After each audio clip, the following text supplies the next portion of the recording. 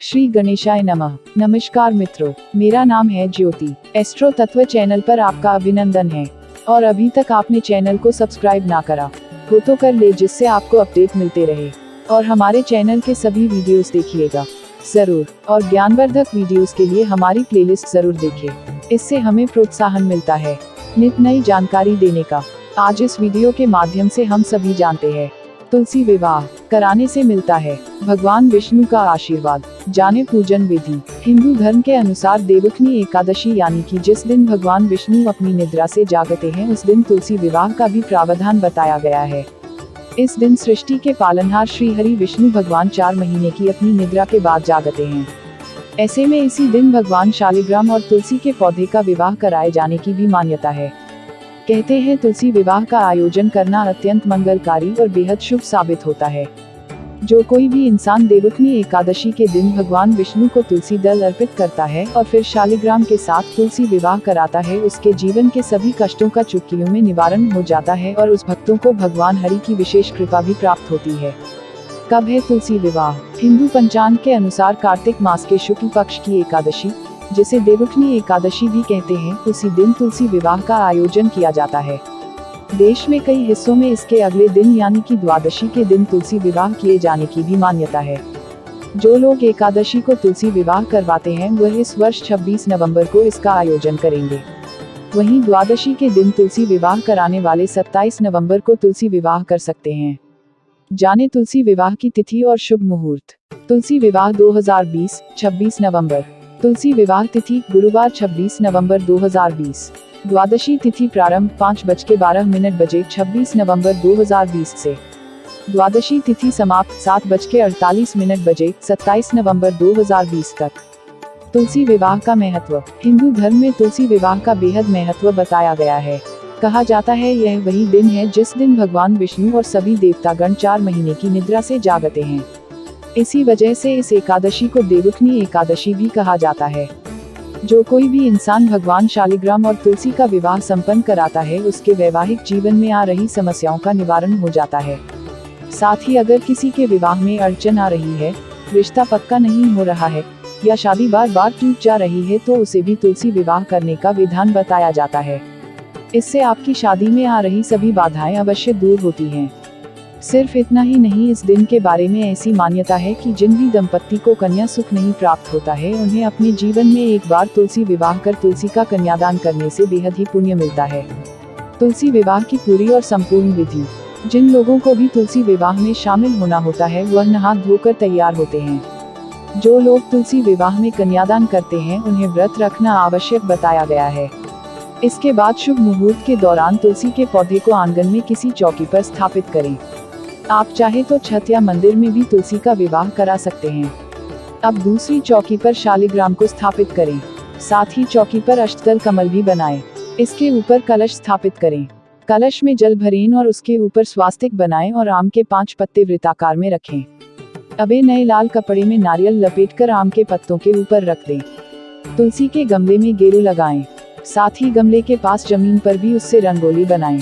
इसके बाद तुलसी के गमले को शालिग्राम की चौकी के दाएं तरफ रख दें। तुलसी के सामने घी का दीपक जलाएं। इसके बाद गंगाजल में फूल डुबाकर ओम तुलसाय नमः मंत्र का जाप करते हुए गंगाजल का छिड़काव तुलसी पर करें। फिर यही गंगाजल शालिग्राम पर भी छिड़कें। अब तुलसी को रोली और शालिग्राम को चंदन का टीका लगाएं। तुलसी के गमले की मिट्टी में ही गन्ने से मंडप बनाएं और उस पर सुहाग का प्रतीक लाल चुनरी उड़ा दें। इसके साथ ही गमले को साड़ी लपेटकर तुलसी को चूड़ी पहनाकर उनका दुल्हन की तरह श्रृंगार करें। शालिग्राम को पंचामृत से स्नान कराकर पीला वस्त्र पहनाएं। इसके बाद तुलसी और शालिग्राम की हल्दी करें। इसके लिए दूध में हल्दी भिगोकर लगा सकते हैं। गन्ने के मंडप पर भी हल्दी का लेप लगाएं। पूजन के समय फल, फूल इत्यादि पूजा में शामिल करें। शालिग्राम को चौकी समेत हाथ में लेकर तुलसी की 7 बार परिक्रमा करें। इस वक्त इस बात का खास ख्याल रखें कि शालिग्राम की चौकी घर का कोई पुरुष सदस्य ही गोद में उठाए। इसके बाद आरती करें और इस प्रकार तुलसी विवाह संपन्न हो जाने की घोषणा कर दी जाती है। सभी में प्रसाद बांटा जाता है। इस दिन तुलसी और शालिग्राम को खीर और पूरी का भोग लगाएं। तुलसी विवाह के दौरान मंगल गीत भी गाए जाते हैं। जाने तुलसी विवाह की कथा। तुलसी विवाह को लेकर हिंदू धर्म में 2 अलग अलग कथाएं प्रचलित हैं। एक पौराणिक कथा के अनुसार बताया जाता है कि प्राचीन काल में जलंधर नाम का एक राक्षस हुआ करता था। इस राक्षस ने चारों तरफ बहुत उत्पात मचा कर रखा था। राक्षस बेहद ही वीर और पराक्रमी था। राक्षस की वीरता का रहस्य बताया जाता था कि उसकी पत्नी वृंदा पतिव्रता धर्म का पालन करती थी। पत्नी के व्रत के प्रभाव से ही वो राक्षस इतना वीर बन पाया था। ऐसे में उसके उत्पात और अत्याचार से परेशान होकर देवता लोग भगवान विष्णु के पास गए और उनसे राक्षस से बचने की गुहार लगाई। सभी देवताओं की प्रार्थना सुनकर भगवान विष्णु ने वृंदा का पतिव्रता धर्म भंग करने का निश्चय कर लिया। इसके बाद उन्होंने जलंधर का रूप धारण कर छल से वृंदा का स्पर्श किया। वृंदा का पति जलंधर राक्षस जलंधर से पराक्रम से युद्ध कर रहा था, लेकिन जैसे ही वृंदा का सतीत्व नष्ट हुआ वह मारा गया। जैसे ही वृंदा का सतीत्व भंग हुआ उसके पति का कटा हुआ सिर उसके आंगन में आ गिरा। वृंदा को देखकर बड़ा क्रोध हुआ। उसने यह सोचा कि अगर मेरे पति यहाँ हैं तो आखिर मुझे स्पर्श किसने किया। उस वक्त सामने विष्णु भगवान खड़े नजर आए। तब गुस्से में वृंदा ने भगवान विष्णु को श्राप दिया कि जिस प्रकार तुमने मुझे छल से मेरे पति का वियोग दिया है, उसी प्रकार तुम्हारी पत्नी भी का भी छल पूर्वक हरण होगा और स्त्री वियोग सहने के लिए तुम भी मृत्यु लोक में जन्म लोगे। इतना कहकर वृंदा अपने पति के साथ सती हो गई। बताया जाता है कि वृंदा के श्राप से ही प्रभु श्री राम ने अयोध्या में जन्म लिया और उन्हें सीता माता का वियोग सहना पड़ा। जहाँ पर वृंदा सती हुई थी वहाँ तुलसी का पौधा उत्पन्न हुआ। इस दिन के बारे में दूसरी प्रचलित कथा के अनुसार बताया जाता है कि वृंदा ने भगवान विष्णु को श्राप दिया था कि तुमने मेरा सतीत्व भंग किया है, इसलिए तुम पत्थर के बनोगे। यह पत्थर शालिग्राम कहलाएगा। तब विष्णु ने कहा है, वृंदा मैं तुम्हारे सतीत्व का आदर करता हूँ, लेकिन तुम तुलसी बनकर सदा मेरे साथ रहोगी।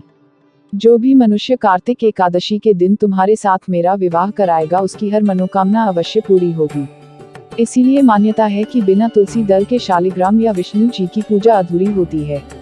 मित्रों, आपने इस चैनल को और भी ज़्यादा शेयर करें, जिससे औरों को भी जानकारी हो और हमें भी प्रोत्साहन मिले। तो मित्रों, हमारे चैनल एस्ट्रो तत्व में दी गई ये जानकारी आपको कैसी लगी, हमें कमेंट कर बताएं। चैनल को लाइक, शेयर और सब्सक्राइब करें और हाँ, घंटी वाले आइकॉन को भी दबाएं। और चलते चलते खुश रहें, मस्त रहें, आबाद रहें, स्वस्थ रहें। धन्यवाद मित्रों।